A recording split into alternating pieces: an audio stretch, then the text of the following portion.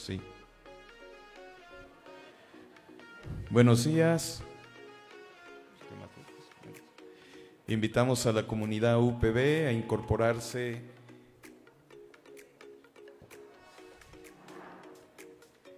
en el auditorio Rafael Hernández Ochoa para dar continuidad al programa académico.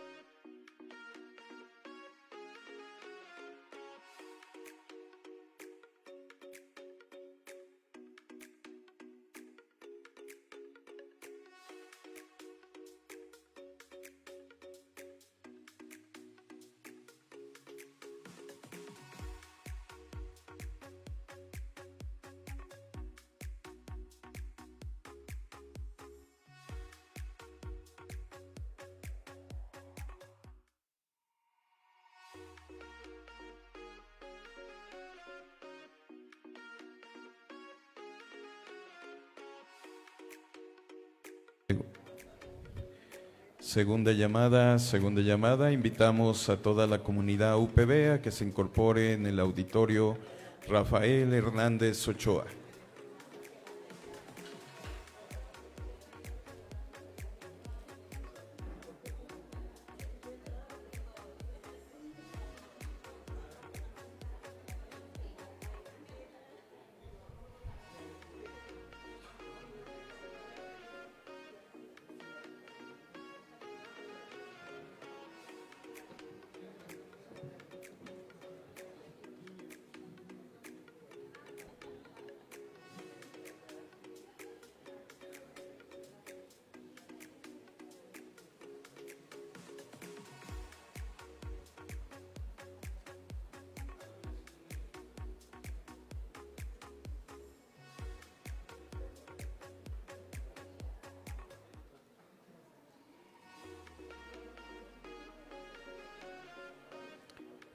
Invitamos a nuestra comunidad UPB a que ocupe los espacios destinados en este auditorio.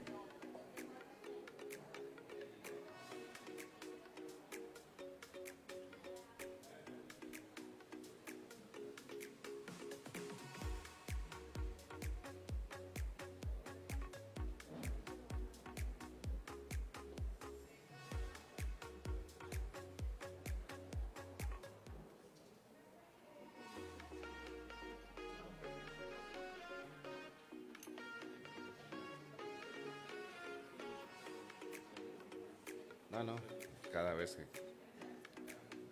Muy buenos días. La Unidad Interna de Protección Civil de la Universidad Pedagógica Veracruzana les hace el siguiente anuncio. En caso de alguna emergencia, siniestro o sismo, escucharemos una alarma que será un silbato 3 veces. Una vez hecho esto, procederemos a estarnos en nuestro lugar y atenderemos la emergencia, la evaluaremos. Si es necesario, evacuaremos este auditorio por la puerta que está, por las laterales primero, porque el centro está muy corto. Nos instalaremos en el patio de la universidad, donde el punto de reunión, y una vez que se evalúe la emergencia, procederemos ya sea a regresar al evento o definitivamente a cancelarlo. Muchas gracias.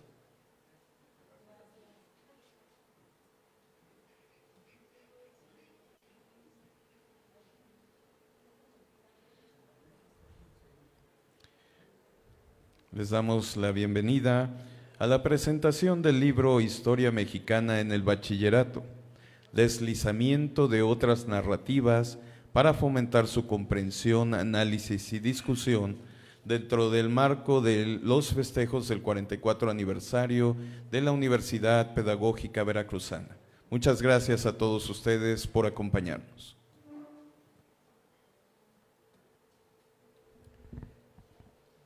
Para esta presentación nos acompaña el maestro Omar Isur del Ángel Piña, autor del libro, la maestra Ariadna María Pérez Cortés, de manera virtual el doctor Mario César Constantino Toto, el doctor Agustín Raúl Martínez Vera y funge nuevamente como moderador el licenciado Alberto Javier Sánchez Fajardo, a quien cedo la palabra. Muchas gracias. Bueno, me ha sugerido la maestra Ariadna llevarlo un poco más relax, claro, con sus formalidades, pero con mucho más libertades. Bien, cedo la palabra entonces a la propia maestra Ariadna María Pérez Cortés, coordinadora de la Maestría en Educación Media Superior. Muchas gracias. Bueno, mi mensaje únicamente es muy breve para darle el debido reconocimiento a Omar por su trabajo realizado.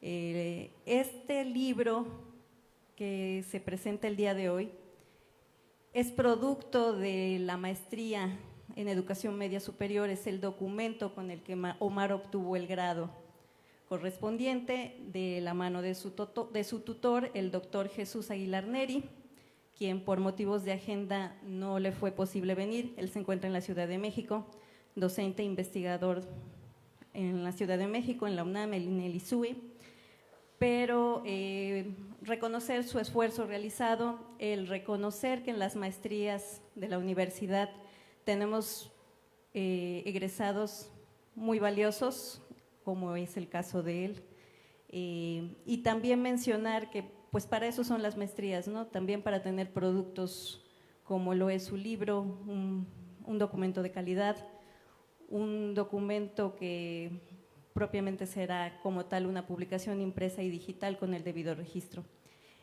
También pues quisiera mencionar que no se trata de un esfuerzo aislado, la coordinación, además de componerse por un grupo de personas que la conformamos, también somos otros 5 posgrados, además de la maestría en Educación Media Superior. Hoy nos corresponde estar nosotros aquí, ojalá que más adelante el resto de las maestrías puedan incorporar sus propios productos, seguramente así será. Muchas gracias. Muy bien, muchas gracias. Ahora damos el uso de la palabra, cedemos el uso de la palabra al doctor Agustín Raúl Martínez Vera, apoyo académico de la Maestría en Educación Media Superior. Gracias. Pues buenos días, ¿no? A todas y a todos.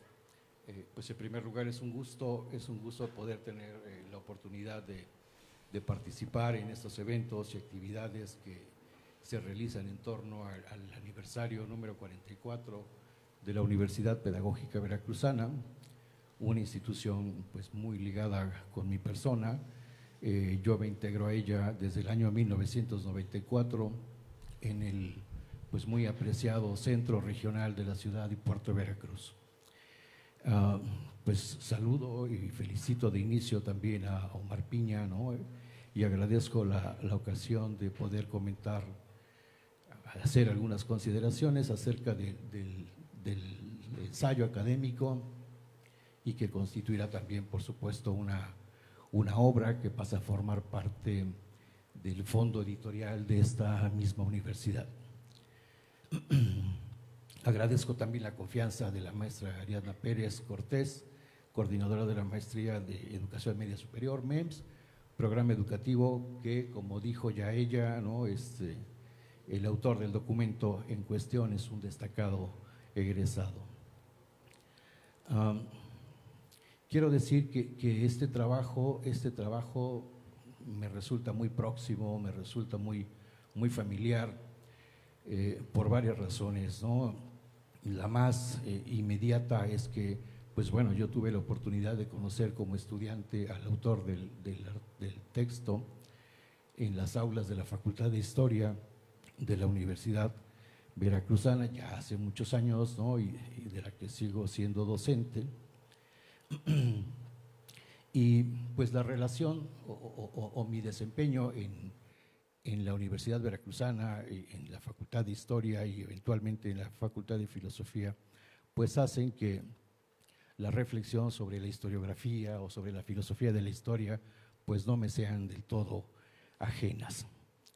Otro elemento también común o importante en este respecto es que pues en alguna ocasión también tuve la oportunidad de desempeñarme como profesor de bachillerato de historia y de filosofía, de manera que lo que se presente, que se lo discute, pues también es parte, ¿no? de alguna experiencia de un servidor.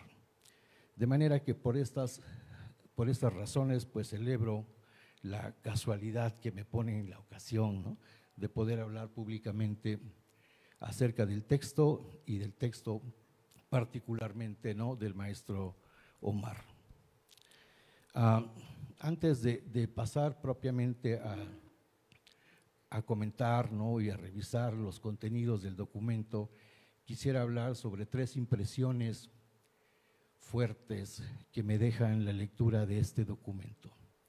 En primer lugar, después de la primera y la segunda lectura del documento, siento toda una bocanada de aire fresco, ¿no?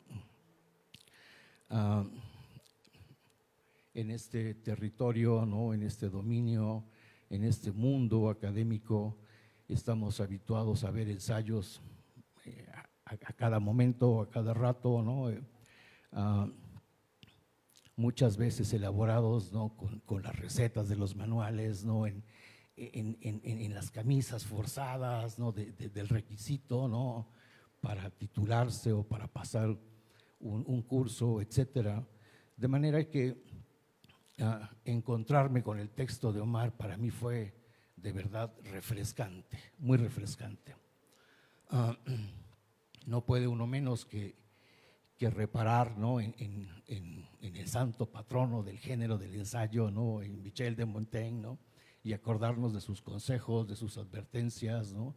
y la manera en que el recurso de este género lo recursa, lo reorienta, ¿no? hacia nuevas posibilidades de la escritura y por tanto, diríamos, de la comprensión, ¿no? de la misma realidad.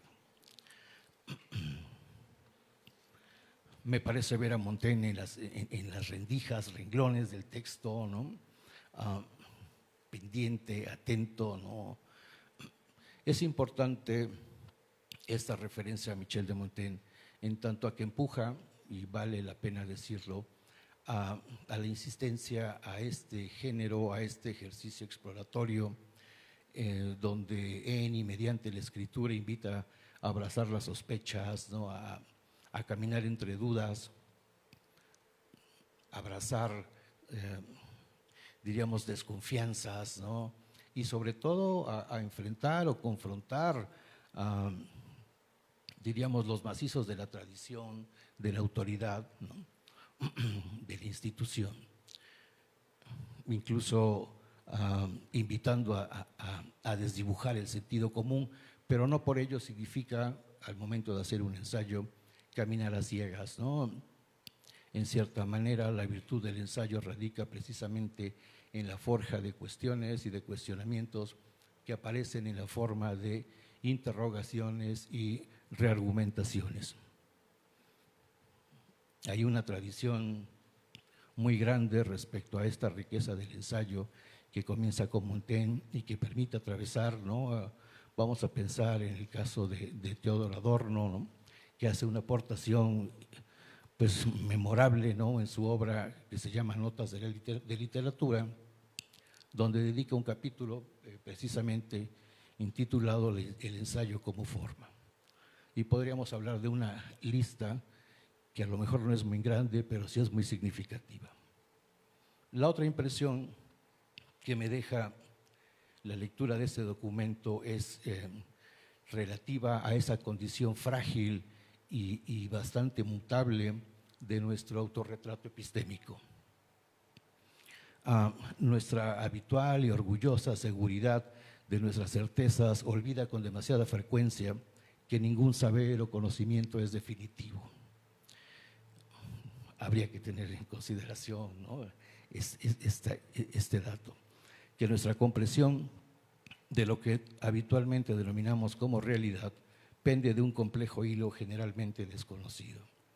En ese sentido, el escrito en cuestión me hace recordar la intuición del filósofo inglés Stephen Tolmin, quien sostiene que nuestras certezas son el resultado de nuestros estilos argumentativos siempre cambiantes. Por último, como impresión que me deja la lectura, ¿no?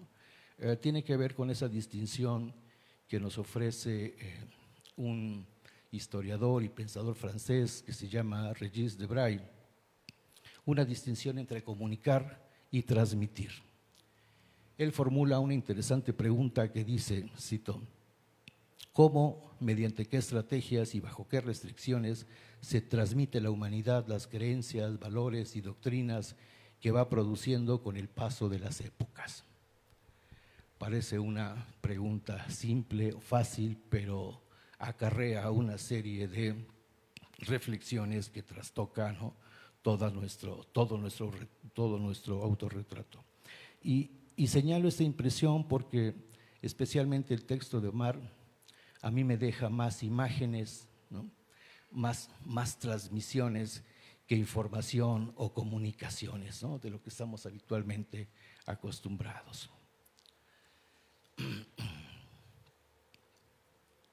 El ensayo Historia Mexicana en el Bachillerato, deslizamiento de otras narrativas para fomentar su comprensión, análisis y discusión, irrumpe con una interrogación engañosamente anodina. ¿Es suficiente el libro de texto de historia en bachillerato para dar por sentada la adquisición de los conocimientos y propósitos que dicta la pauta oficial? Resulta claro que no se trata de una pregunta simple ni de una simple pregunta. Un sí o un no inmediatos y rotundos no sirven de mucho, por no decir que de nada. La riqueza y la gravedad de la pregunta solo ha de poder ser advertida en el territorio de los matices. En el afán de avanzar hacia estos, el autor diseña un conjunto de variaciones aglutinadas en 10 escaños, instancias, a fuerza de convenciones denominadas como capítulos, pero que por mi parte preferiría nombrarlas como estancias. Ello en congruencia, ¿no?, con esa casi olvidada tradición del arte de la memoria que le debemos a Simónides de Ceos.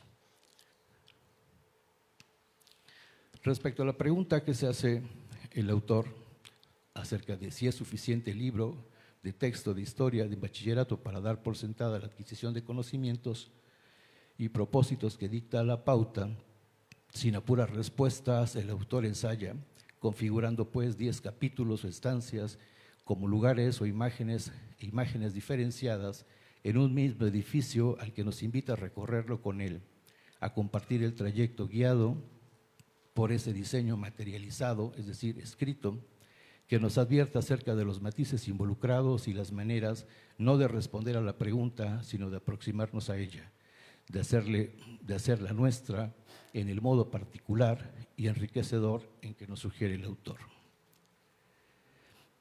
La manera en que se denominan las estancias del ensayo, con su fuerza en la imagen y en el lugar que ocupan en el cuerpo o edificio del ensayo, parecen confirmar nuestra observación. La manera en que titula los capítulos son muy significativos o muy sintomáticos de todo un diseño del trabajo. En la estancia o capítulo 1, que se llama La historia mexicana y la cápsula para bachillerato, el autor enfrenta los macizos historia e historia mexicana en el terreno del nivel educativo medio superior. La imagen, o si se prefiere la metáfora cápsula, conecta de un modo particular historia y bachillerato, que además permite precisar los rasgos que el autor quiere destacar entre uno y otro. En ese sentido, o mejor dicho, de esta forma o disposición, el autor borda en torno acerca de las condiciones, limitaciones y posibilidades de las narraciones históricas escolares, una expresión que en este ensayo adquiere una tesitura particular y con una importante función en el hilo de los capítulos siguientes. La segunda estancia, diversidad en el bachillerato mexicano, corresponde a una antesala que sin pretensiones puntillosas establece los cuidados necesarios en la relación entre historia mexicana y bachillerato, destacando el carácter diverso y complejo de los múltiples subsistemas del nivel medio superior y, en consecuencia, la controvertida aplicación de la pauta oficial con respecto a la enseñanza de la historia y lo que se espera de esta. En tal antesala, en esta estancia diversa y compleja, el autor inserta o coloca un elemento significativo para agrupar las diversas rutinas escolares en bachillerato y tomar el control ante estas. Determina incluir de una manera singular algunos aspectos significativos del pensamiento del pedagogo y educador brasileño Paulo Freire.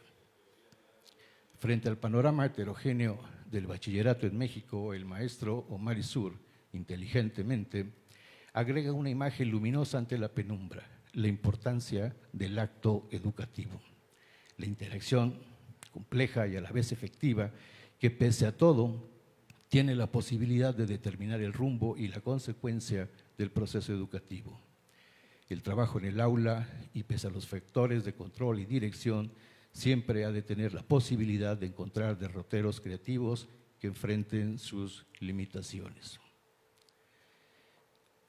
En las estancias 3 y 4, que llevan por título Cumbres y altibajos en libros para cursos de historia e itinerarios y confines en los libros de texto, respectivamente, el maestro del Ángel Piña dirige los recursos de su formación y experiencia hacia este importante objeto cultural que es el libro, y en donde más de una ocasión nos recuerdan los trabajos acerca del libro y la biblioteca de Roger Chartier en la Constitución de Occidente moderno y contemporáneo. En tal disposición y breve contextualización pasa inmediatamente a considerar ciertos aspectos acerca de la historia del libro de texto y el libro de texto de historia, gratuito en México. A estas dos estancias o capítulos que tienen como foco el libro de texto de historia y la enseñanza de esta en el bachillerato, el autor vuelve a distribuir y consignar espacios en un diseño articulado y pertinente a su interrogación central.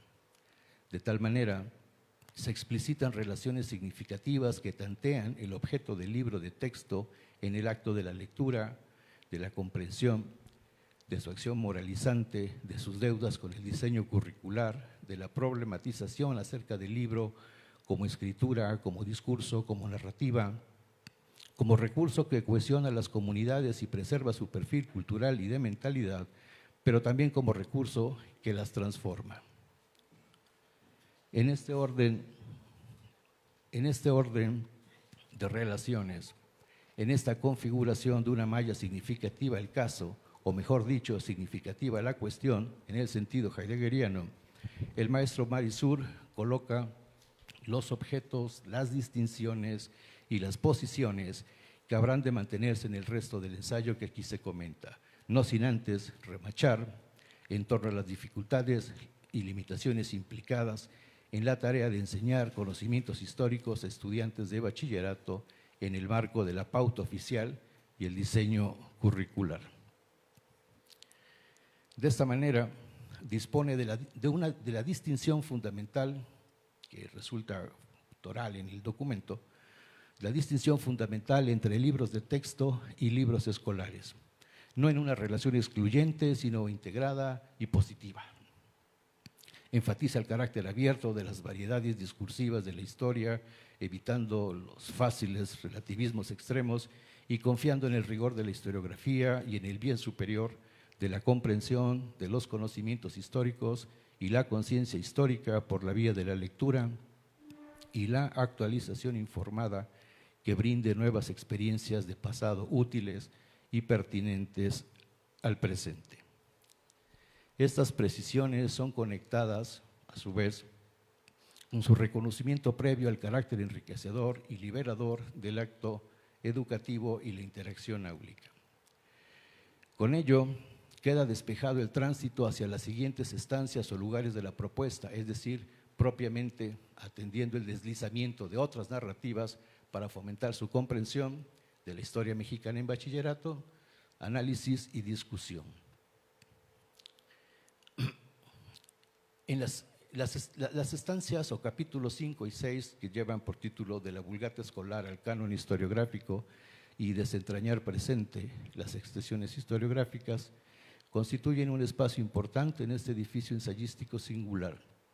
En este sitio, donde se recuerda lo visitado y anticipa o proyecta lo que falta por recorrer, dos puntualizaciones resultan relevantes. Primero, la compleja relación entre dato histórico y su uso, que de suyo no constituyen experiencias separadas, sino que, como las dos caras de una misma moneda, ingresan como tales en el mercado social de las significaciones y la construcción de lo real. Y dos, la relevancia del acto educativo nuevamente, fundamentalmente como interacción didáctica, donde datos y usos permiten conservar y o reconfigurar la experiencia del pasado y las identidades del presente. Hacia este momento del trayecto nos encontramos con el historiador autor de este ensayo. En la búsqueda de otras narrativas, el maestro Marisur nos presenta una puntual recuperación de importantes aspectos, con sus respectivos autores, por supuesto, de orden conceptual de la historia, la historiografía, la teoría y la filosofía de la historia. Como historiador profesional, el autor del ensayo libra con éxito los lugares comunes de la noción ordinaria de la historia, discute conceptualmente las condiciones, posibilidades y limitaciones de la historiografía, la escritura y la operación historiográfica, sin perder de vista el foco de la discusión, es decir, cómo aproximarla a la historiografía, a la enseñanza de la historia en bachillerato, donde, sin desconocer ni descalificar el libro de texto y la pauta oficial, se incorpora la interacción didáctica. Todo ello en un reconocimiento fundamental: la importancia de la historia, sus conocimientos y comprensión solo tiene posibilidad, utilidad y relevancia en el presente. En este tenor, lo que el autor recupera, por cierto, del filósofo español José Gaos, acerca de la selección que realiza el historiador en la producción historiográfica en términos de lo influyente, lo representativo y lo permanente, no solo permite advertir ciertas consideraciones conceptuales relevantes a la historia y la historiografía, que sin duda atraparán el interés de los lectores, sino que además, quizá hubiésemos querido mayor extensión sobre este autor y su vinculación con la propuesta del ensayo, pero no es una queja, sino una invitación para desarrollar por parte de los lectores del mismo.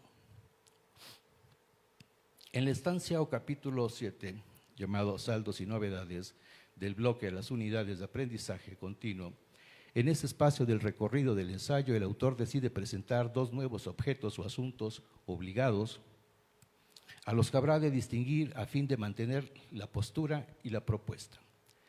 En primer lugar, eso habrá que subrayarlo, hace una excelente lección de la obra del italiano Massimo Salvadori acerca del siglo XXI, cuyo propósito es mostrar, en definitiva, el incesante carácter cambiante en la organización de las narrativas historiográficas, donde la noción de transcurso del tiempo histórico y la noción de los sujetos de la historia son redibujados en nuevas narrativas que trastocan nuestra percepción habitual y ordinaria de la historia y la realidad.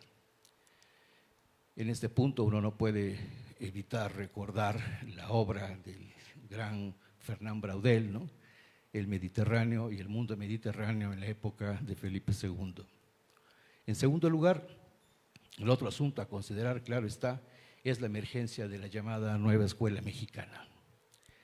Como escritor que no se amedrenta, no deja de señalar el giro que modifica el modo en que se venía asumiendo la enseñanza de los conocimientos históricos en bachillerato, ahora reconfigurado como recurso sociocognitivo al que denomina como conciencia histórica, en tanto unidad de aprendizaje curricular, que establece 4 categorías: método histórico, explicación histórica, pensamiento crítico histórico y proceso histórico.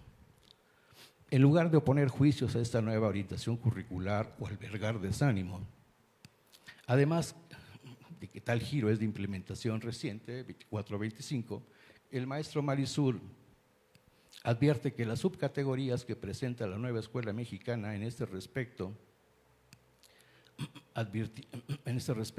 advirtiendo que el deslizamiento de otras narrativas no pierde viabilidad y pertinencia en este contexto curricular.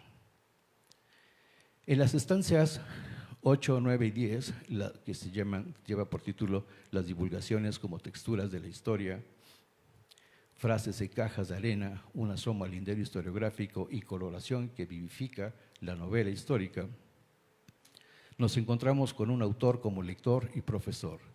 Sin soltar a la historiografía como narrativa de apoyo confiable, el maestro Marisur nos comparte algunas experiencias como lector estudiante, como lector historiador y como lector profesor, desde donde aborda la importancia de los materiales o textos de divulgación, así como de la novela histórica, como recursos que, aunque con finalidades diferentes, contribuyen a los conocimientos y comprensión del pasado y el presente. De igual manera, no pierde la ocasión de mostrarnos ciertas maneras de incorporar tales órdenes de estas otras narrativas en casos específicos de contenidos o tópicos relativos a los conocimientos históricos en el nivel medio superior.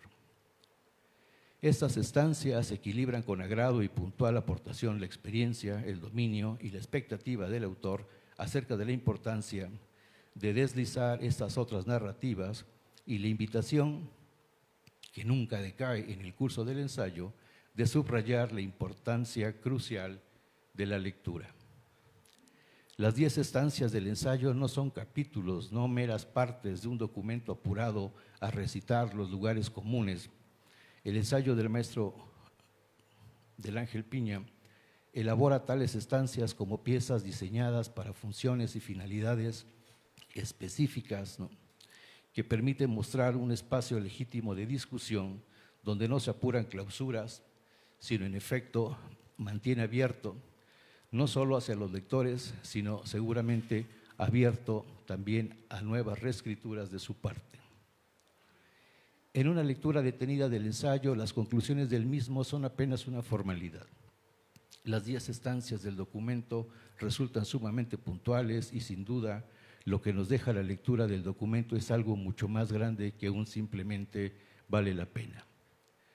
No puedo menos que invitar a los presentes a su lectura y agradezco al autor, el maestro Marisur del Ángel Piña, por tan vivificante documento. Muchas gracias. Muchas gracias al doctor Agustín Raúl Martínez Vera por sus palabras. Y antes de continuar, quiero destacar y agradecer la presencia de nuestra rectora, la doctora María del Rosario Pérez Méndez.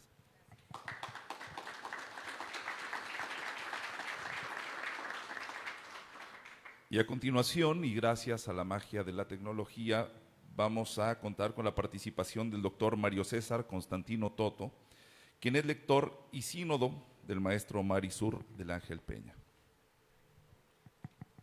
Adelante, por favor. ¿Qué tal? Muy buenos días a todos y a todos por allá. Bueno, un placer, la invitación, doble invitación, digamos, por principio haber sido para el sínodo, para la sustentación de este trabajo como trabajo de posgrado, que rebasa con creces, digamos, las formalidades académicas de un trabajo de tesis. Esa es la primera premisa.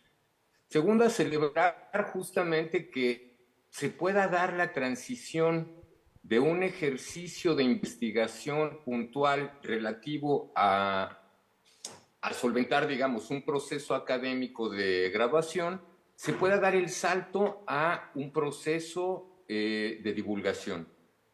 Cuando los materiales que surgen de procesos de investigación de tesis de posgrado tienen la calidad del trabajo que hoy me honro en presentar también, me parece que es importante que se conozcan.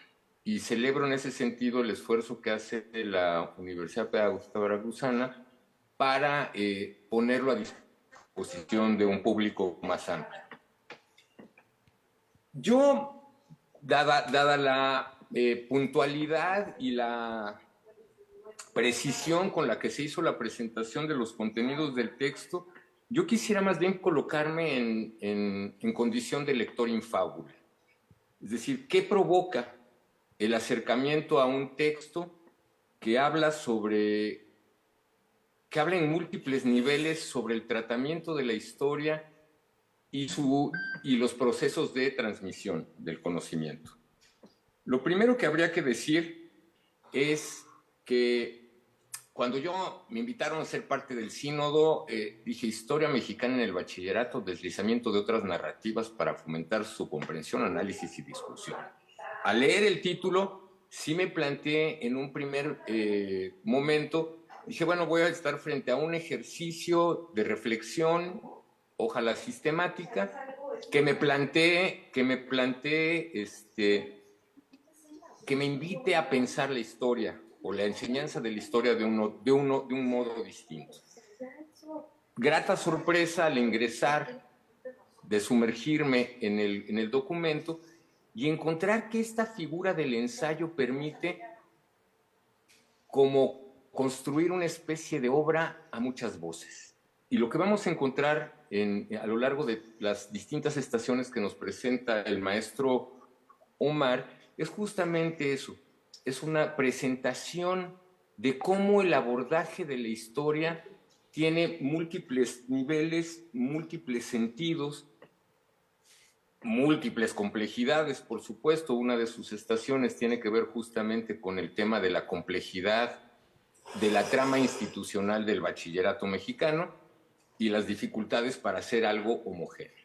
Pero él le apuesta a algo que es fundamental, la imaginación del otro, del lector en fábula, para interpretar a partir de una serie de elementos que se le presentan, interpretar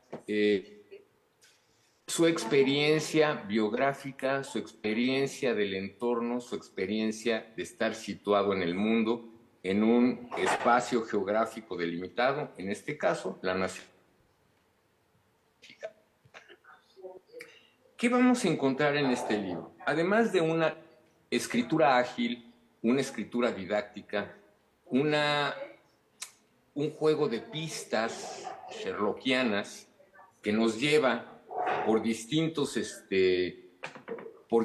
canales a darle valor al texto escrito.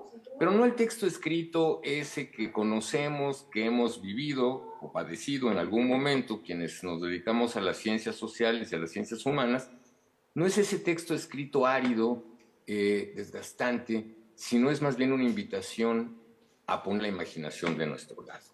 Porque justo cuando él apela a estas otras narrativas que acompañan la formalidad historiográfica, que tiene que ver con la novela histórica, con los libros de difusión, que tiene que ver con testimonios personales, justamente a lo que invita al lector es a poner parte de su imaginación y a involucrarse en el ambiente, en el contexto, en el sentido que tenía para ciertos personajes, tanto en la novela histórica como en el relato autobiográfico, tendría para el autor el estar describiendo su contexto. Entonces, primer punto fundamental, es un texto ágil, es un texto interesante, es un texto que se mueve en múltiples registros. Segundo, nunca hay momentos pertinentes o fundacionales para que algo emerja como este texto. Pero creo que justo la aparición del trabajo del maestro Omar en calidad de libro de difusión llega en una coyuntura específica en el marco de las transformaciones que a nivel de régimen general, pero a nivel de los contenidos de la educación nacional se están dando. La apuesta histórica, digamos, de la educación nacional siempre fue tratar de ajustar, digamos, el modelo educativo o la forma de la enseñanza en función de las necesidades del mercado. De pronto llegamos a mediados, a la primera veintena del siglo XXI y nos encontramos con algo que había estado siempre gravitando alrededor de la educación nacional, que es el pensamiento crítico. Justamente salir del manual y colocarnos en la impronta de la construcción subjetiva o procesos de subjetivación del apropiamiento de la historia, supone justamente invitar de entrada a pensar por cuenta propia. Es decir, ya no las estampitas con los resúmenes atrás de los héroes patrios, de las fechas emblemáticas de la nación, del imaginario nacional, sino más bien, es decir, hay contextos, hay procesos, hay actores, y de lo que se trata usted, lector, es de que ejerza su imaginación, ejerza su criterio y determine, juegue con la historia. Juegue con la historia para situándola a ella. Es decir, lo que invita esta apertura que nos propone el maestro Omar de pensar la historia desde múltiples referentes es justamente a que todos y todas nos convirtamos en fareros o constructores de faros que son nuestros horizontes de observación del mundo. Y esos horizontes de observación del mundo están cimentados justamente en la forma en que nos apropiamos de las narrativas que acompañan tanto nuestra biografía personal como el contexto en el que esa biografía se desarrolla. De ahí que doblemente, triplemente ya a estas alturas del partido, celebro que el texto nos invite a la reflexión crítica. Es un texto que como podrán ver quienes se aventuren en la lectura del mismo, ofrece pistas tanto a los docentes que se desempeñan en el nivel bachillerato, en el área particular de humanidades, pero también es mucho más amplio, es a los docentes en general. Cómo enfrentar con nuevas herramientas o con las herramientas que ya tenemos, pero que siempre han estado como en el cajón del olvido, cómo enfrentar con estas nuevas herramientas el desafío de enseñar pensamiento crítico. Esto me parece fundamental, me parece que la aproximación que realiza el maestro Omar es muy atinada y muy pertinente, pero además también no solamente es un libro para especialistas, no solamente es un libro que esté pensado para que piensen quienes se dedican al proceso áulico a nivel bachillerato. También es una invitación al público en general, a quienes somos legos de la historia, a meternos, sumergirnos en ese mundo lleno de muchos mundos que son las distintas narrativas que cuentan un acontecimiento. Y la forma de abordarlas es imaginativa, la forma de abordarlas, tal como lo hace el maestro Omar, es invitándonos a buscar pistas en sitios otros donde pensaríamos que no existe historia. Recién estaba, en ese sentido, pensando justamente tanto en el proceso de tesis en su momento como ahora en su concreción como libro de divulgación, estaba tratando de recordar algunos autores con los que este ejercicio que realiza el maestro Omar se emparenta. Me llegó Nicolas Pierre, que hace un trabajo muy interesante allá en la década de los 90 del siglo pasado sobre el silencio de la memoria en relación al genocidio de una aldea judía que se llamaba Plock. y cómo todo el trabajo de indagación que realiza para encontrar sobrevivientes de este genocidio, lo hace a través de pistas que uno pensaría que son, digamos, en términos del positivismo lógico, poco creíbles, ¿no? Busca en la literatura, busca en cartas, en los intercambios por correo, por carta, que había entre familiares que no eran familiares de gente de la comunidad, pero que vivían lejos de la comunidad y que habían sobrevivido al Holocausto, y cómo a partir de todo esto, como un rompecabezas, va reconstruyendo el sentido que adquiere el silencio de la memoria, por ejemplo.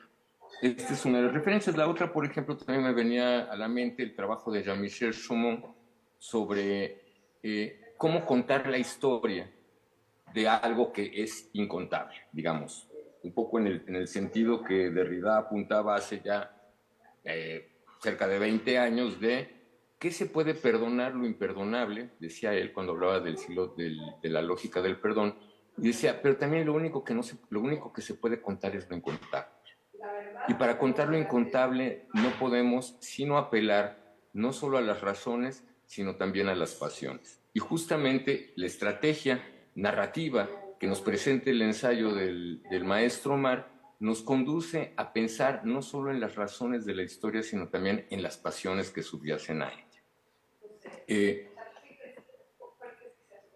Esto nos da esta lectura, por eso me presenté como lector in fábula, estas cosas, estos sentimientos que me genera la lectura, la relectura del texto de Omar, ahora bajo la figura del libro de divulgación, me plantea justamente un gran desafío. Me plantea el desafío de cómo traducir estas propuestas, estas rutas, estos esbozos de por dónde puede ir la enseñanza de la historia a nivel bachillerato, cómo traducirlo en una práctica sistemática de hacernos sujetos en el mundo.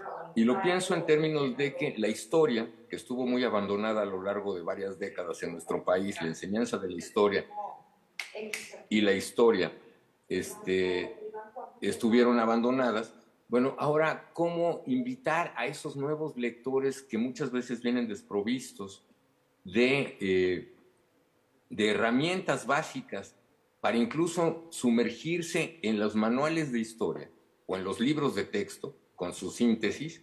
¿Cómo invitar a esos lectores a sumergirse en ese mundo que es su mundo, en ese mundo que es su biografía? Creo que la apuesta de Omar es muy interesante en el sentido de proponer imaginación, buscar nuevas narrativas que tienen que ver, sí, con el valor del texto, del libro, tal cual, del libro escrito, pero que dan cuenta de la posibilidad literaria que la historia también contiene.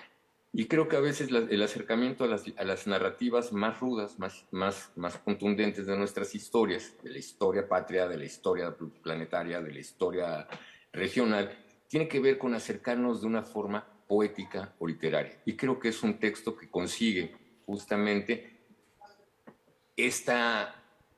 que consigue invitarnos a realizar este ejercicio. Es decir, la lectura de la historia no tiene por qué ser aburrida, la lectura, el acercamiento a la historia, la apropiación de la historia, tiene que ser con algo que también contiene el libro de Omar, que es una buena dosis de imaginación, una gran dosis de imaginación, una buena dosis de ironía y una buena dosis de paradojas. Yo quiero felicitar nuevamente el esfuerzo institucional por traducir esta tesis en un ejercicio de divulgación y, por supuesto, celebrar profundamente la aparición de un texto como el de Omar en un momento y en una coyuntura donde el pensamiento crítico vuelve a tomar su cauce en la educación nacional. Muchas felicidades, muchas gracias.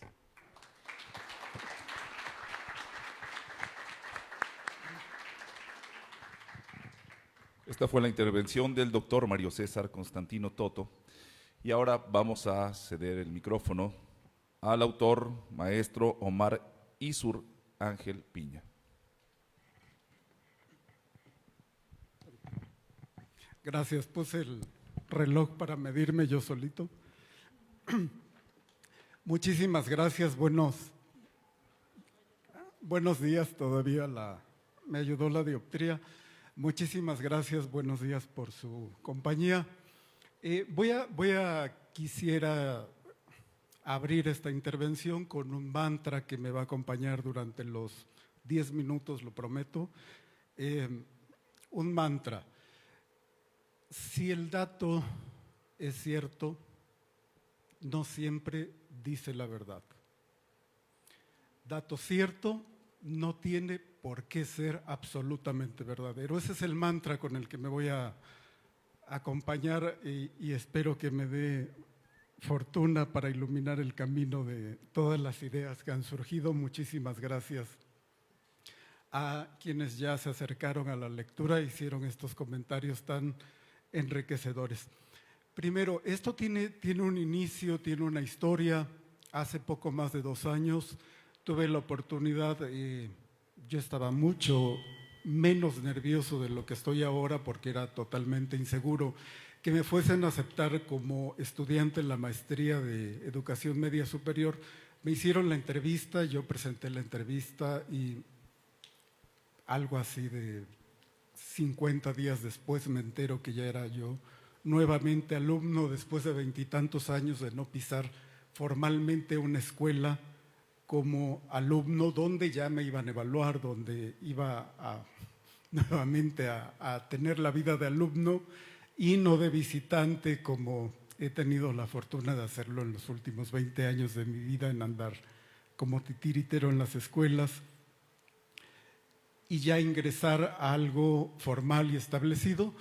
Y en diciembre, justo el 21 de diciembre del año pasado, en que dimos el último teclazo junto con el doctor Aguilar Neri y que se cerró prácticamente el trabajo, bueno, después estuvo abierto a comentarios, evaluaciones, pero justo ese 21 de diciembre se cerró prácticamente un ciclo en que hice la memoria de qué había sucedido, para llegar al final de un documento, al final de una investigación que el asesor la regresó muchísimas más veces de lo que yo podría contar. Podría contar una anécdota, podría contar cosas tristísimas para sacar la caja de Kleenex, para secarse las lágrimas o de la pena o de la risa que les provocaría pues mis trampas, por supuesto. Acudía yo a lo que le había escuchado a mis alumnos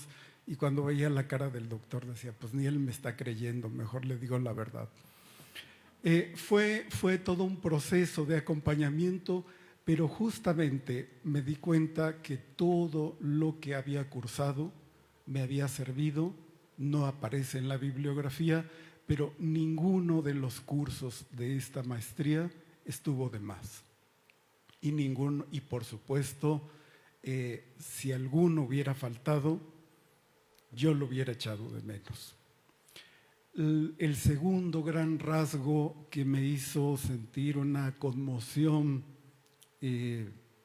pues de contento y de agradecimiento, fue que después de las inscripciones fue un posgrado donde no pusimos como alumnos un solo peso.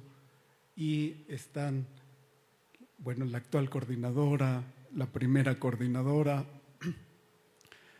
que puntualmente, conforme nos inscribíamos y conforme iniciaban los cursos, teníamos las lecturas completas. Yo fui alumno en los tiempos donde solo primaba el papel, maestro Vera, y todos corríamos a la fotocopiadora a hacer nuestra antología. Y nosotros, los alumnos del maestro Vera, no quiero decir que todos los alumnos de humanidades, no, los que atendió el maestro Vera en los 90, porque me consta, todos decíamos fotocopias o caguamas, porque era la lección crucial de la vida en ese momento. Y en la UPB me entero que ya no había pretexto para decir fotocopias o caguamas, porque tuvimos absolutamente, con una puntualidad espartana, los materiales en PDF y más, porque había profesores que compartían los libros completos, había algunos que solo mandaban capítulo, había otros que decían, sí es este capítulo, pero va el libro por si algún día lo necesitan. Y eso, caray, como estudiante de ciudad pequeña o de ciudad grande, donde la dotación de las bibliotecas no es inmediata, donde como profesores no siempre tenemos el tiempo de estar en la actualización magisterial, se agradece mucho tener ese contacto con la mesa de novedades. Caminar en cualquiera de nuestras ciudades, a caminar en el otro país de la otra ciudad que existe, en el otro país que se llama Ciudad Sur de la Ciudad de México, es sorprenderse de la cantidad de oferta editorial. Y hasta la fecha, 9 de cada 10 libros que se producen en un país como el nuestro no salen del sur de la Ciudad de México. 9 de cada 10 libros.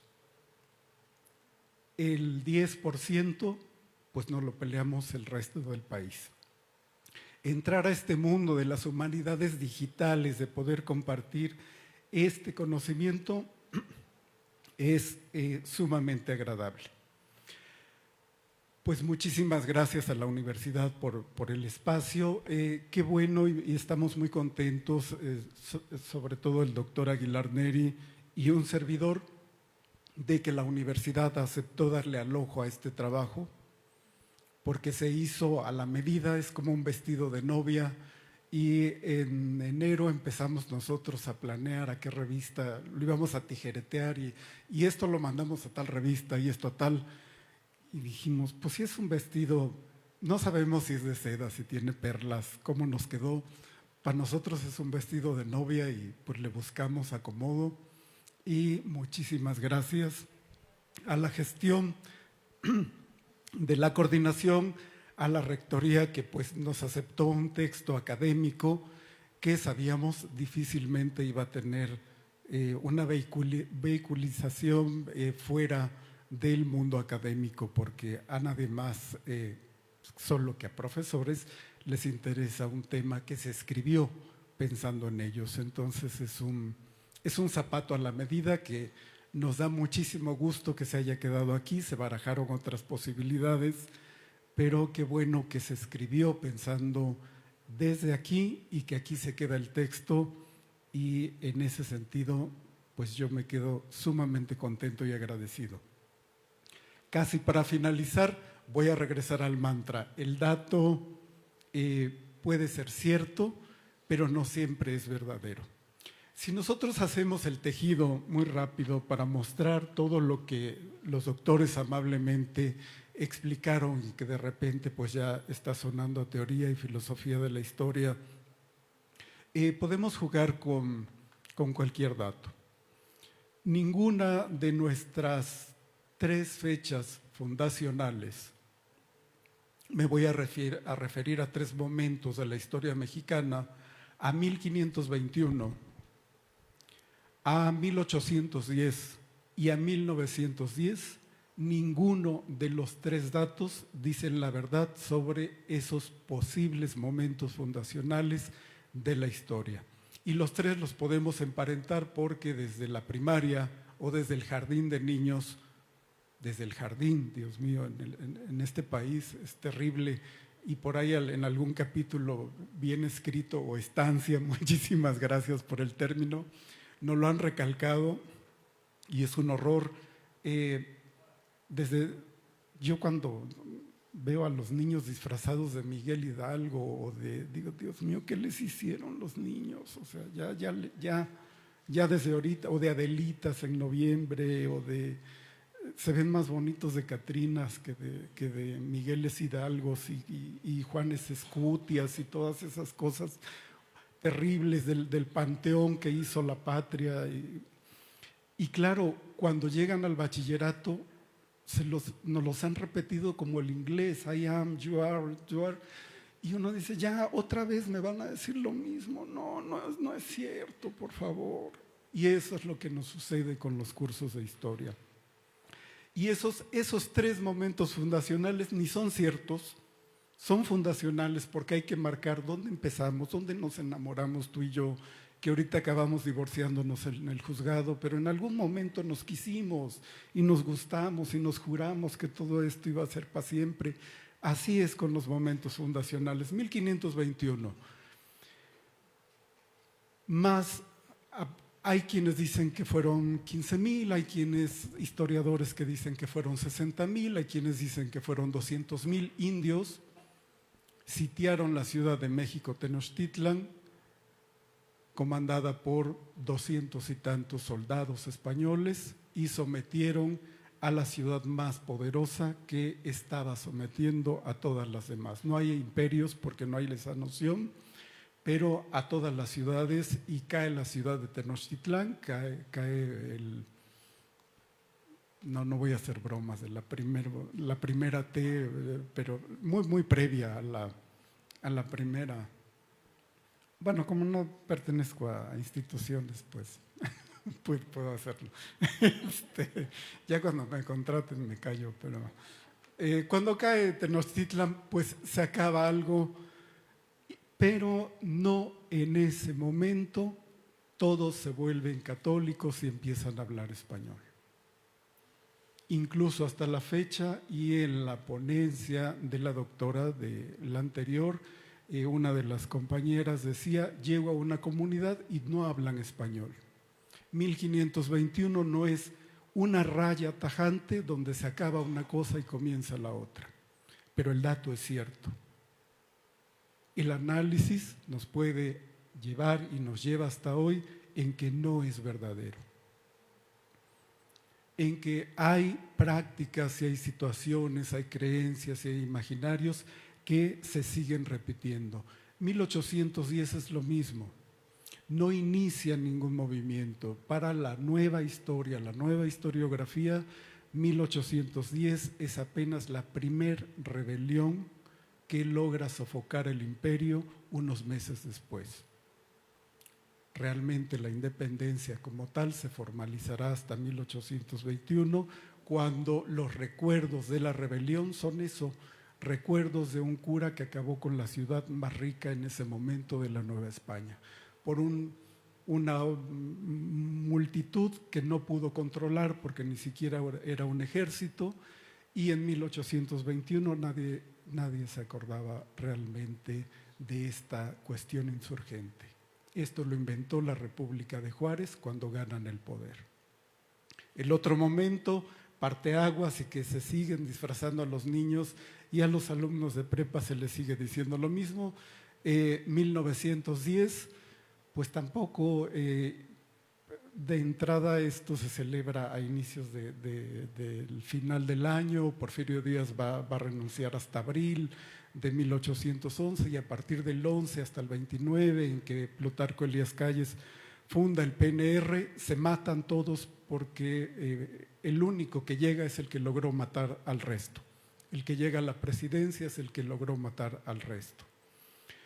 El que el dato sea cierto no significa que la explicación sea verdadera. Y si nosotros comenzamos a atrevernos a practicarlo en el aula y a incluir, como dice la doctora Patricia Sosensky, historiadora de la UNAM, si al alumno no se le enseña que en la historia también participaban jóvenes, él nunca será parte de la historia.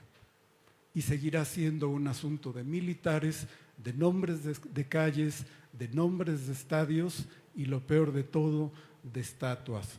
Yo cada vez que camino frente al mármol imponente del hemiciclo de Don Benito, ahí en la Alameda de la Ciudad de México, siempre me acerco a verlo, que pues está lleno de caca de palomas, y digo: mire usted, Don Benito, para lo que sirve la eternidad y el mármol. Y pues no sé cada cuánto lo van a lavar, pero ahí está Don Benito recibiendo todas las loas de la patria. La historia es algo vivo, la historia no es el mármol, y si el himno todavía ese himno que lo debemos a un periodo del que nadie se quiere acordar, pero busquen cuándo se decidió, quién era presidente de México cuando se decidió el himno nacional mexicano, y es paisano jalapeño, al que no quieren porque se reelijo muchas veces, pero estuvo más tiempo don Porfirio. Si un soldado en cada hijo te dio, probablemente, y como decía la doctora de la investigación anterior, en cada escritorio hay un soldado y cada profesor tiene a su disposición la decisión de enseñarlo con estampitas o atreverse a abrir esas ventanas y a tocar las puertas del pasado. El monumento nos responde en la medida que le sepamos hacer preguntas. Me despido con lo siguiente, nuevamente el mandala. El dato puede ser cierto, pero no siempre dice la verdad. En el 97, en que yo pisé la Escuela de Historia de la Universidad Veracruzana, algunos profesores nos enseñaban historia mexicana con un monumento que se llama México a través de los siglos. Y a ese acudíamos como alumnos para hacer nuestros trabajos como estudiantes de la licenciatura en historia, no como bachilleres. En la actualidad, desde hace más de 10 años, México a través de los siglos está catalogado en el área de literatura. Lo que hace 30 años todavía en las escuelas de nivel superior de historia era historia, en la actualidad en las bibliotecas es literatura. La respuesta es muy simple. El libro lo mandó a escribir, bueno, son 10 libros, Porfirio Díaz, para unificar y pacificar a todo mundo y decirle ya tenemos una historia en común. 100 años después, oh sorpresa, pues sí, los datos sí son ciertos, pero las plumas respondieron a las inquietudes de los vivos de 1882, no los del siglo XX y mucho menos los habitantes del siglo XXI. Y ese pues es el único chiste que tiene la historia.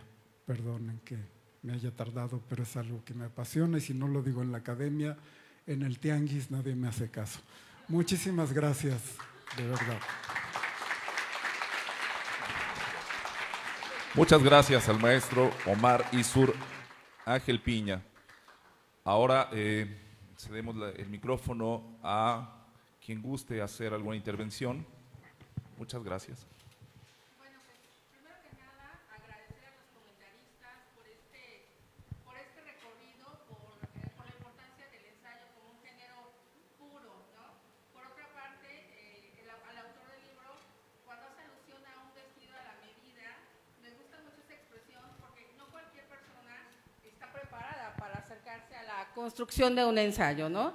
En ese sentido quisiera saber si considera que la opción de titulación ensayo coadyuva a fortalecer el ejercicio investigativo de los egresados de los programas de la Universidad Pedagógica Veracruzana.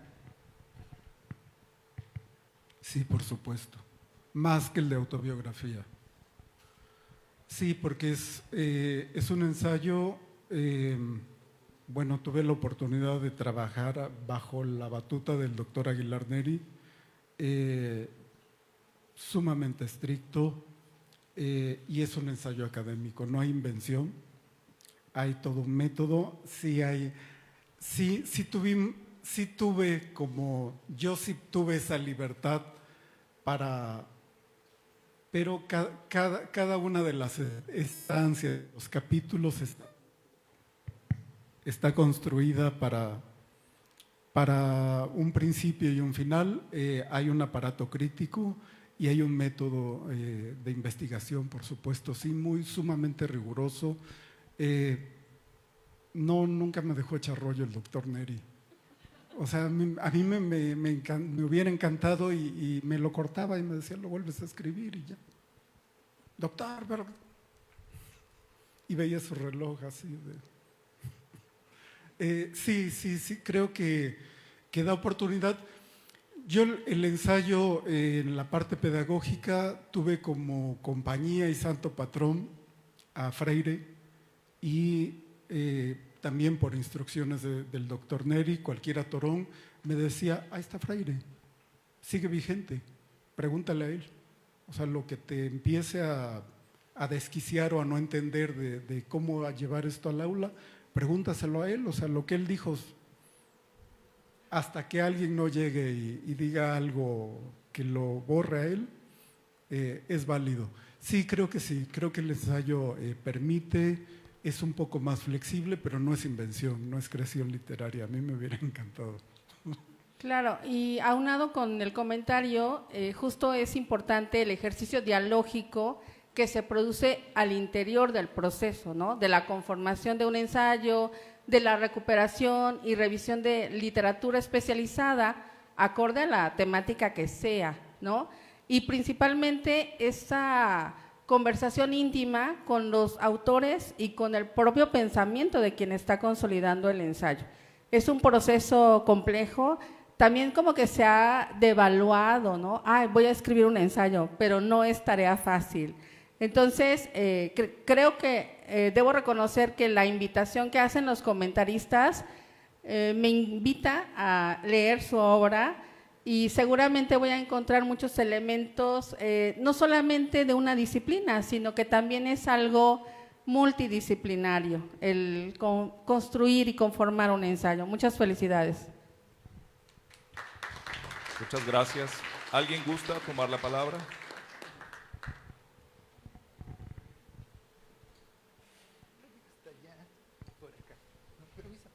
Buenas tardes, Omar. Buenas tardes, soy Lourdes Hernández Quiñones. Tuvimos la fortuna de conocernos hace algunos ayeres y me siento enormemente feliz de verte aquí en la Universidad Pedagógica. Desde luego no puedo sino felicitarte, agradecerte por este texto. Y qué alegría, como dice la doctora Patti, que podamos ver el ensayo aportando tanto para la reflexión pedagógica, pero desde luego también que es algo tuyo, la reflexión literaria en la que te has destacado, bueno, desde hace algunos ayeres. Te conocí cuando eras un estupendo periodista cultural y siempre aportaste con tu visión crítica muchos comentarios que enriquecieron y sirvieron para dar cauce a rutas, a lo mejor no mejores, pero a otras rutas. Entonces te agradezco, me da mucho gusto verte, Omar, de nuevo, y felicito a la maestría, desde luego a la universidad, por dar cabida a estos textos que nos dan luz en muchos sentidos. Muchas felicidades a todos. Gracias, maestra. Adelante, por favor. Bueno, lo que he escuchado de los comentadores, como de usted, me ha movido como profesor de primaria, que he sido profesor de secundaria toda mi vida. Me ha movido en el sentido de que, pues en el plan de estudios del sistema educativo mexicano, hay materias que han estado ausentes ya, y la historia y la geografía lo han estado por mucho tiempo, y otros campos que no debieron haber desaparecido del plan de estudios, porque lo que ustedes han planteado hoy a mí me deja una reflexión, bueno, me deja varias, pero voy a citar una para no robar tanto tiempo. Que a través de la historia, de los como acontecimientos sociales, las cosas, uno se tiene que preguntar, no solo como profesor, sino como sujetos sociales, uno se tiene que preguntar por qué las cosas son como son y por qué no son de otra manera. Cuando usted ha reiterado que algo puede ser cierto, pero no verdadero, bueno, la historia como dialéctica, como una dialéctica social, pues nunca podrá ser verdadera. Pero sí es lamentable la reflexión que usted nos presenta con el monumento histórico de México a través de los siglos, de que hoy está guardado en las bibliotecas como una obra literaria y no histórica. Por ahí en algún pensador se dice, no acabo de entender por qué, usted sí lo debe saber, por qué en América, por qué en México no hay una historia, por qué en otros pueblos sí hay historia y por qué aquí no. Seguramente porque los acontecimientos están contados y están escritos por, pues así como por quien mandó a escribir México a través de los siglos, y eso es lamentable. Usted también dijo que el monumento de mármol de la Alameda de la Ciudad de México, pues lo refleja todo, y también su expresión de la historia de México dada por estampitas en los libros de texto. Todo esto no nos permite llegar, o por lo menos aspirar, a formar en las escuelas, en la primaria, en la secundaria, en la preparatoria o en los maestros, sujetos históricos.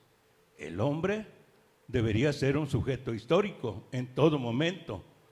Cada uno de nosotros, un sujeto histórico, reflexivo, para que juntos, como comunidad, hiciéramos una sociedad pues no tan verdadera, porque, para no contradecirnos, pero sí una sociedad histórica.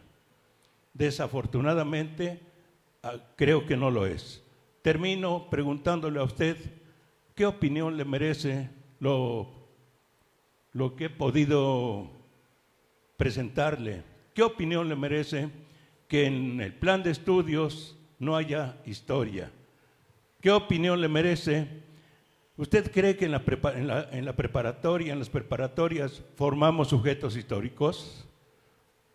¿Usted no cree que así como México a través de los siglos es una obra literaria, nuestros alumnos en el sistema educativo están cada vez más lejos de la capacidad reflexiva para entendernos como sujetos históricos, como sujetos reflexivos de que las cosas son como son y por qué no son de otra manera? ¿Qué opinión le merece todo esto? La ausencia de la historia en el plan de estudios del sistema educativo de nuestro país. Bien, le contesto, maestro, de una forma muy breve. Uno, México a través de los siglos fue un esfuerzo histórico en su momento, historiográfico. No se hizo una convocatoria como se usa ahora, pero los que escribieron son probablemente las que en ese momento eran las mejores plumas del país. Y lo coordinó Vicente Riva Palacio, ya un Vicente Riva Palacio viejito, que ya había escrito mucho sobre historia. Como ahora en la actualidad tenemos autores que están publicando cada año un libro sobre historia y tiene que ver con política. En ese momento Riva Palacio era una de esas glorias intelectuales, era no quiero decir el Monsiváis de ese momento, pero su pluma era muy prestigiosa, la de Riva Palacio, y había visto desde hacerse cachos el país una y otra vez por guerras civiles y había sobrevivido.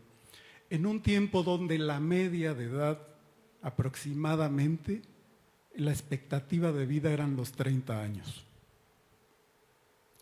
Llegar a ser ya alguien por eso el padre de la patria de 50 y tantos era mayor que yo y bueno, tenía más pelo, pero las medias, bien, sí, se hizo muy bien y qué fortuna que ahora esté en la literatura y como una excelente literatura.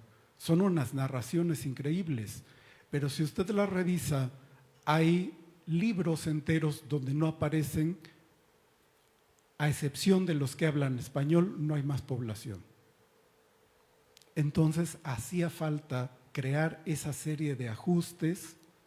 La historia, México a través de los siglos es prácticamente una creación de un público que lee y que, bueno, los que escribían sabían otros idiomas, pero que para un público que solo lee español en un país donde el español lo leía menos del 10% de su población total. Qué bueno que está catalogado en literatura y no como muchos libros de texto en la actualidad que van a dar al basurero una vez que terminan los cursos. Sí, todos tenemos, por allí lo recalco 2 o 3 veces en el escrito y yo porque como chango cilindrero lo leo con los buenos y yo lo repito en mis escritos. Todos tenemos pasado, todos absolutamente tenemos pasado, eso es inherente, pero la historia es una construcción social. Y en la medida en que existe la memoria, el registro de esa memoria, es cómo se puede construir historia. Si nosotros hacemos un ejercicio rapidísimo, qué bueno que somos adultos, de pronto hablar estas abstracciones con chicos, pues es imposible, pero si cerramos los ojos y pensamos en la ciudad colonial mexicana que más nos guste, en la colonial que más nos guste, cerramos los ojos, los abrimos y oh sorpresa, esa ciudad que tú te podrías imaginar románticamente, no sé, si vas en Morelia, y por aquí iban las monjitas cantando y por allá los inditos gritando, traigo carbón. Absolutamente nada de eso es cierto. La configuración que conocemos, casi todo se derrumbó. Se abrieron calles, se hicieron trazos nuevos. Jalapa colonial no queda absolutamente nada de la colonia. Y ahí es la controversia, siempre con Rebeca Boucher, siempre nos peleamos porque lo único que queda es el pedazo de piedra que tienen en el ágora ahí guardado.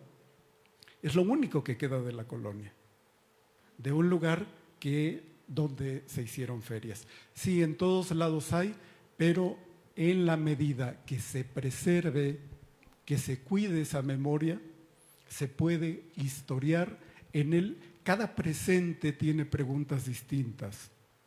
Platón y Aristóteles, pues el maestro Vera, espero que no me deje equivocarme, pero Platón y Aristóteles son piedras, no sé si una es derecha y la otra izquierda, pero son 2 piedras esenciales para elaborar desde la forma en que pensamos hasta cómo hablamos en la actualidad. Y en esa medida, si nosotros acudimos a esos repositorios, a esas memorias, con las preguntas que nos está dando el presente, es tan rico Platón como Aristóteles, pero jamás dicen lo mismo. El dato es cierto, pero la verdad siempre está en constante y en plena construcción. Henri Pulgros, un inglés especialista en didáctica de la historia, él dice que la mejor biblioteca histórica es la que tiene materiales de historia universal, nacional, local, novelas, poemas, mapas y cartas de viajeros de todos los tiempos sobre un lugar. Antes era, una supercarta a los Reyes Magos pedirle una biblioteca así, solo la tenía el Colmex, la UNAM, la Ibero, muy pocas instituciones con esa dotación. Ahora con el mundo electrónico tenemos acceso a todos estos materiales y en la medida en que le hagamos preguntas a nuestro pasado podemos construir siempre el presente, maestro, por supuesto. Y tenemos todo el derecho a decir, bueno, pues no. Muchísimas gracias. Pues si nuestras autoridades no disponen de otra cosa, vamos a dar cierre a este evento. Cedemos la palabra a nuestros conductores.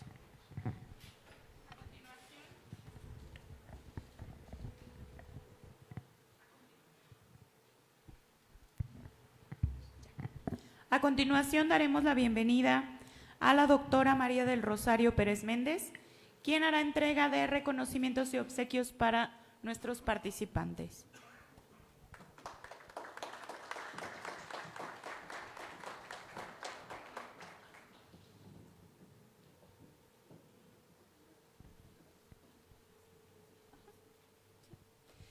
Reconocimiento al doctor Omar Isur del Ángel Piña, al maestro autor de este libro.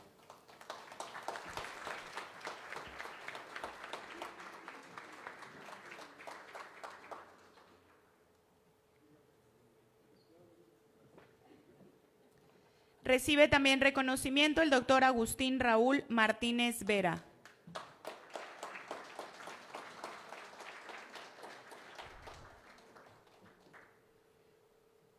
Reconocimiento para la maestra Ariadna María Pérez Cortés.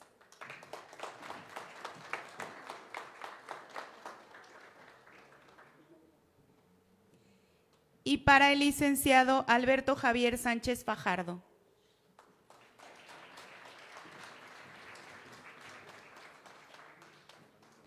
Ahora les pedimos ponerse para la foto oficial y de manera virtual le pedimos al doctor Toto si puede abrir su cámara para que también salga en la foto. Y ahí se entrega el reconocimiento también para él de manera virtual.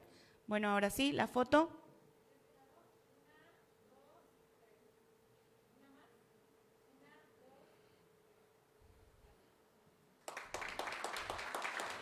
Agradecemos a nuestras autoridades y a nuestros compañeros que presentaron el libro Historia Mexicana en el Bachillerato, deslizamiento de otras narrativas para fomentar su comprensión, análisis y discusión. Cedemos la palabra a la doctora María del Rosario Pérez Méndez. Buenos días, colegas, compañeras, compañeros. Antes de que finalice la mesa, siento mucho no haber estado en la presentación del libro anterior, el de la doctora Elena Manríquez, junto con la maestra Cristina Cuevas Galloso, que seguramente ha de haber sido sumamente enriquecedor, como el ejercicio de hace un momento. Para los pocos que me vieron, me la pasé como Magdalena llorando durante toda la presentación. Me ha parecido una presentación magistral. Agradezco enormemente al doctor Mario Constantino Toto por este acompañamiento y por esta invitación que nos hace a la lectura, así como soberbiamente lo hizo también nuestro compañero, el doctor Agustín Vera, a quien también le agradezco. Pero también quiero felicitar y agradecer a nuestra universidad. Y me la pasé llorando como Magdalena porque Omar Isur es hijo de la maestra en Educación Media Superior. Y creo que voy a volver a llorar. Y es una maestría que bueno, es una maestría a la que le tengo un cariño, un afecto muy especial, al igual a todos los que le integran.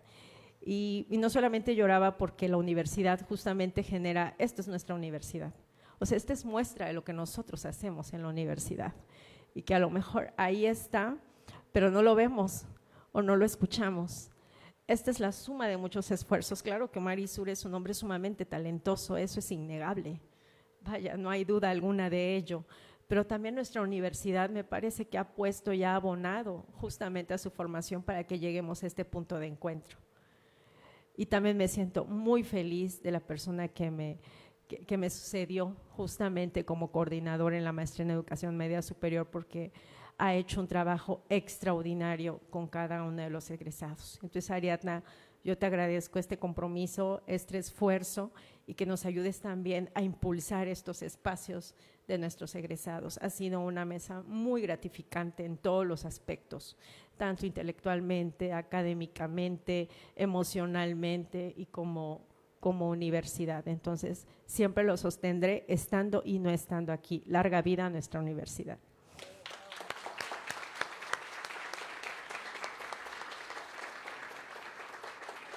Muchas gracias a nuestra rectora por este mensaje. Agradecemos a los presentes. Bueno, y para cerrar el día de hoy esta actividad académica, nos acompaña el dúo clásico de la Dirección de Actividades Artísticas. Solamente nos vamos a tardar unos segundos para poder colocar los dos micrófonos y poder dar pauta a su intervención artística.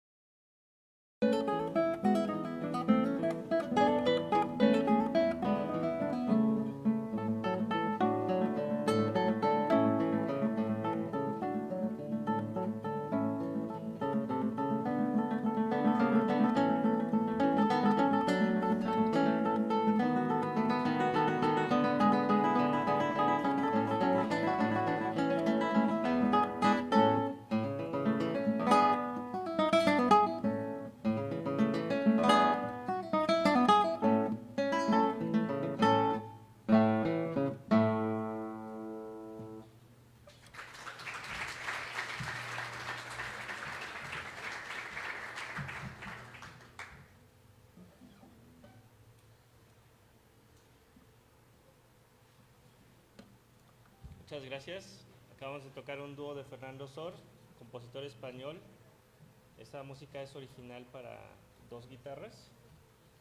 Y este compositor es del periodo clásico. Para cerrar esta participación, vamos a tocar ahora una pieza de un compositor húngaro del periodo romántico que se llama Unruhe, está en alemán me parece, y en español quiere decir inquietud. Espero que les guste. Muchas gracias por su atención.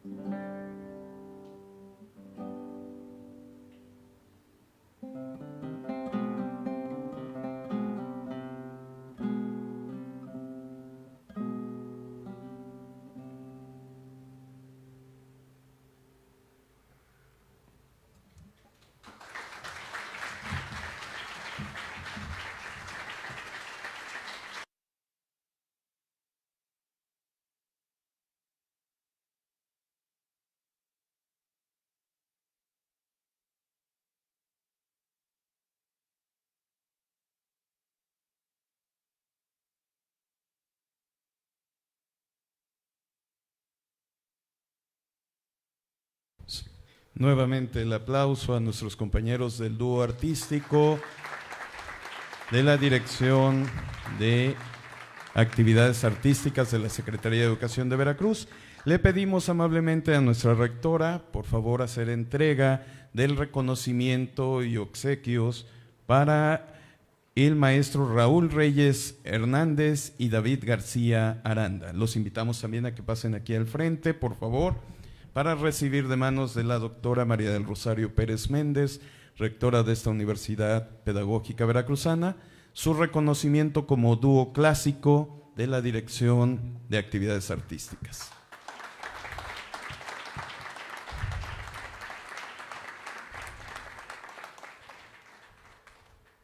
Muchas gracias a todos ustedes por su participación, les agradecemos. Bueno, pues es así como damos término a esta jornada académica, solo a la jornada académica. Les esperamos más tarde, a la 1 de la tarde, en la convivencia deportiva de voleibol que se va a llevar a cabo en el Gimnasio Omega. ¿Sí? A la 1 de la tarde, allí estará la selección de la Universidad Pedagógica Veracruzana de Voleibol, que va contra la selección del Centro Regional también, Centro Regional de Banderilla, pero también de esta universidad, de esta casa de estudios. Será un encuentro totalmente de casa. Muchas gracias a todos ustedes por estar aquí, por acompañarnos. Esto ha sido muy exitoso. Les recuerdo la agenda del día de mañana para que nos acompañen. Las inscripciones a través del código QR siguen abiertas para que ustedes se puedan registrar. En caso de que no se registren a través del código QR, todas las mañanas hay un listado y compañeros que les estarán recibiendo ahí en el módulo que está en la parte de afuera para que ustedes apunten, por favor. Mañana a partir de las 9 horas tenemos la mesa de diálogo Hagamos Comunidad. A las 10 horas tenemos una participación artística denominada Ada Bretón.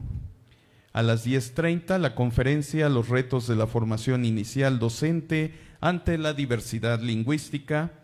A las 12:30, de 12:30 a 18 horas, será la convivencia deportiva de fútbol, el torneo de aniversario de esta universidad, donde contaremos con la participación de diversos centros regionales, también con equipos de la Censis, de los sindicatos que también forman parte de esta comunidad académica, educativa de la universidad.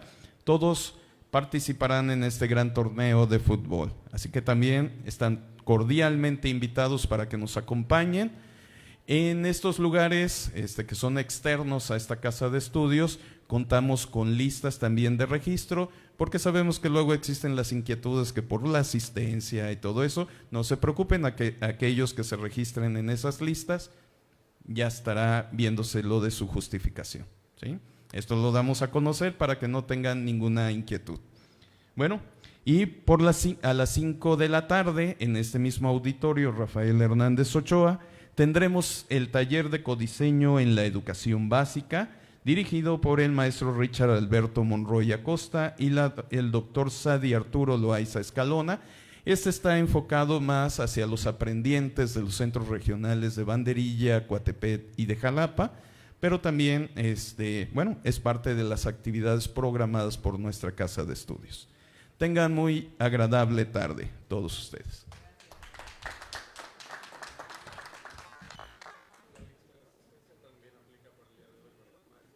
Sí, es lo mismo, es lo que dijimos. Sí. Gracias a todos ustedes. Tengan un excelente día. Nos vemos más tarde en la competencia de voleibol.